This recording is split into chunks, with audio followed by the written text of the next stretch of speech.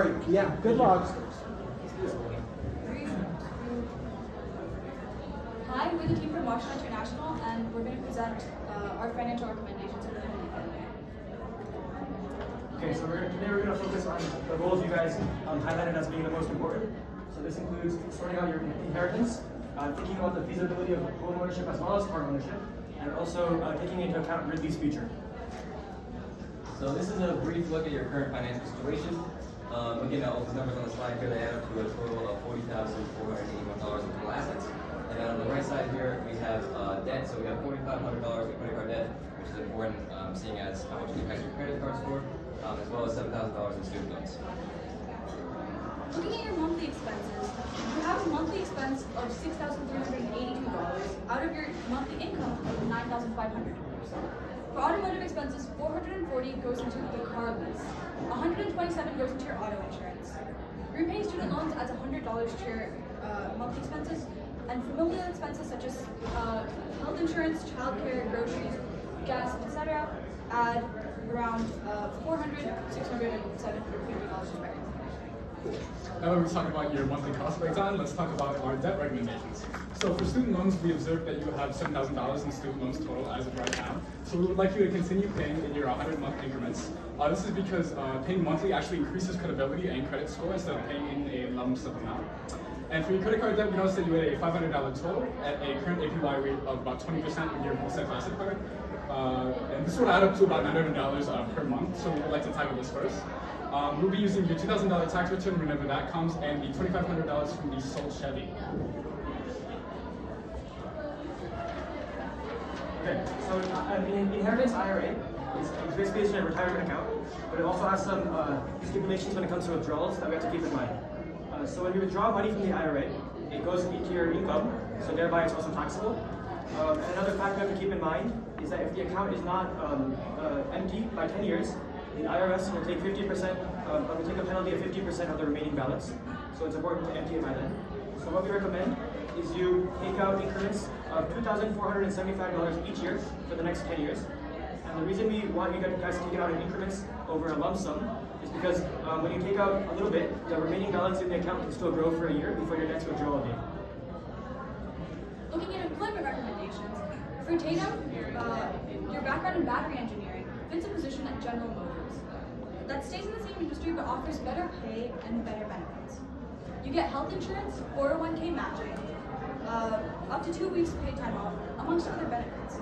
We strongly recommend that you apply to this position, which would increase your salary by around $17,000 a year. For Alex, playing to her background in care and communication, we found a position at a place for mom as an inside sales rep. Compared to your current salary of $36,000, the $50,000 base salary would increase your yearly income by $14,000. On top of this, a place for mom offers many benefits like 401k matching, health insurance, vision insurance, and up to 2 weeks of paid time off. Additionally, this position is remote, so it would nullify the need for childcare and a second car. Okay, moving on to your banking recommendations. We would like to suggest that you switch to the debit Discover Cashback card.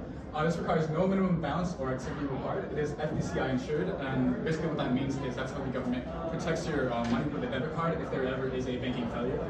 A 1% cashback on up to $3,000 purchasing. A free ATM withdrawals as well as a live ATM network, and no overdraft fee. Moving on to your credit card, we'll be using the Discover Cashback card, which offers 5% cashback on everyday purchases such as groceries, Amazon, and like gas.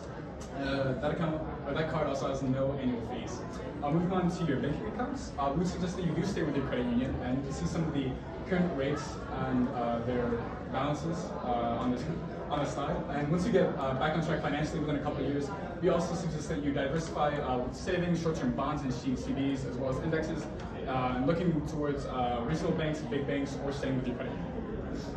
So for insurance, we're looking to provide some long-term stability as your income and as really goes through development.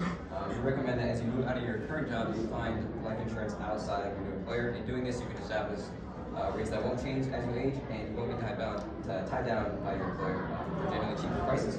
So Progressive offers $1 million life insurance policy that we think is a great option for your family. This ensures that if someone in your family passes away, they will not be behind any debt, so it will have a negative impact on the rest.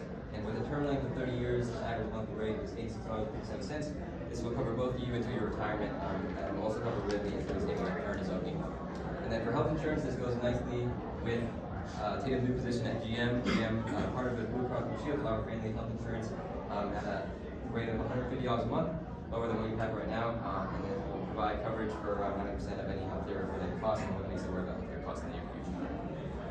Since you guys do want to be homeowners, we suggest that you put an initial down payment of $10,000 for the home loan. However, only $2,500 of that $10,000 will be out of your pocket. This is because we're suggesting you apply for the MSHDA DPA program, which is a down payment assistance program that actually funds up to $7,500 of your down payment. And you can see some of the benefits and the requirements, such as a zero interest loan, and applicants must have a minimum credit score of 640, which we know that you two already have.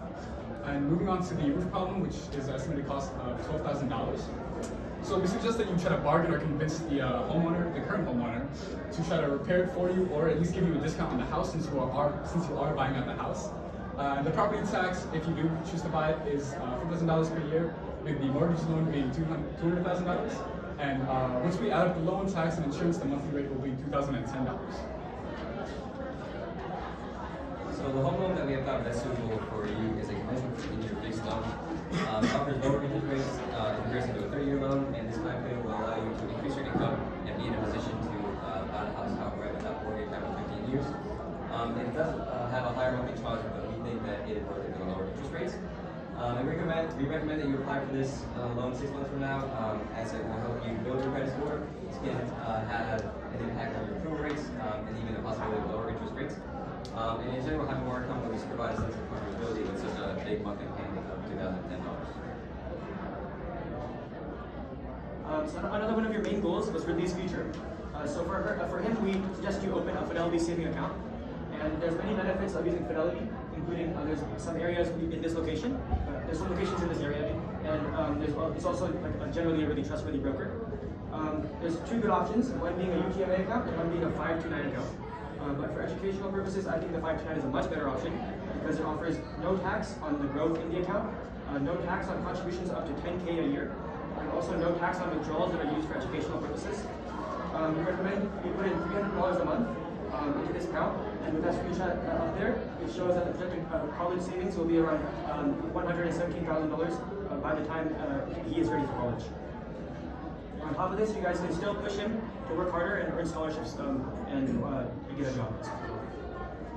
Looking at the sheet that we had handed out earlier, you can see that if you follow our recommendations, you could increase your monthly income by almost $3,000. Your car lease will remain the same, but anticipating the increase as a result of your speeding ticket, your car insurance increases by around $35. Switching to the insurance provided by GM and Blue Cross Blue Shield, you can save upwards of $250. Working from home in your new job, Alex, would save you $750 in childcare costs, accounting for the cost of childcare without the discount that you got by being an employee. In buying your house, you take out the cost of rent and rental insurance, but add the cost of mortgage, property tax, and homeowner's insurance, a change of around $500. Going for private insurance would greatly increase the payout lest anything happened to one of you and ensure the financial security of your family. Okay, so now that we talked about your updated monthly cost breakdown, let's talk about your reallocation.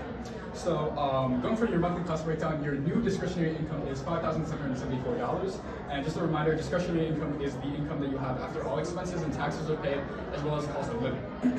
So we will first reallocate your income into the 401k and the 529 MET. However, these are not taxable, and these are directly taken from your paycheck. We would also like to suggest that you funnel $1,000 into I-bonds, emergency funds funneling $937, and in your savings account, we would like you to make monthly deposits of $1,324. And your inherited IRA is also backing that up, taking $206 and putting it into your savings account. Since you're taking it out yearly, but we also put a monthly breakdown. And after all of that, you will have a monthly surplus of $400. And moving on to your other recommendations, we already talked about the 401k, so let's talk about the I-bonds a little bit more. We would like to put up a goal of $15,000, $15,000 at 6.89% currently. We would like to remind you that there is a $10,000 limit per family member, meaning $30,000 in total for your whole family. We would also like to open up an emergency fund, as mentioned before, with a goal of $22,500 and monthly deposits of $957 for 2 years. We'd also like you to open this account with Fidelity. And as mentioned before, the savings funds stay consistent with $1,324 a month. Deposits. This will allow you to allocate more money to other investments like the Ridley's College Fund and your 401k. We also have a mentioned vacation, since you guys wanted like an in-state vacation, I think you mentioned, with paid leave up to 2 weeks. And eventually, once you're more financially stable, we also recommend that you do open up an individual Fidelity account just to explore more other investment options, common stock, indexes, short-term bonds, CDs, whatever, just to get you a little bit more diversified. And finally, our projections. So our final projections, by the age of 50, you'll have $3.5 million about. By the age of 60, you'll have $8 million. At the age of 70, $16.5 million. However, these projections are only accurate if you do not take any money out of these accounts, which is probably unlikely. And the I-bonds projection is also a loose hypothetical, since I-bonds actually have a fluctuating rate. And we just took the current rate, which is, as I mentioned before, is 29%. We put that into money chip, and we just compounded that over 43 years, which is the estimated age of your retirement, which is 70. So we hope that we have provided you with some valuable information and that you take our recommendations into account when considering your future. Here are some useful links that relate directly to the topics we have discussed today, and we thank you so much for listening to our presentation. Nice. Well done. Lots to consider, huh? Lots to consider. God, I feel like we're gonna have a long weekend here trying to get ourselves on track. So, I saw when we talked about the homeowner, the buying a home, guys. You did recommend a 15-year versus a 30-year. Most of my friends have gone with a 30-year. Why the recommendation for the shorter term? So the interest rate is lower, and they've kind of demonstrated that their payments are not exactly reliable. So there wouldn't necessarily be as large of a penalty if they were to not pay.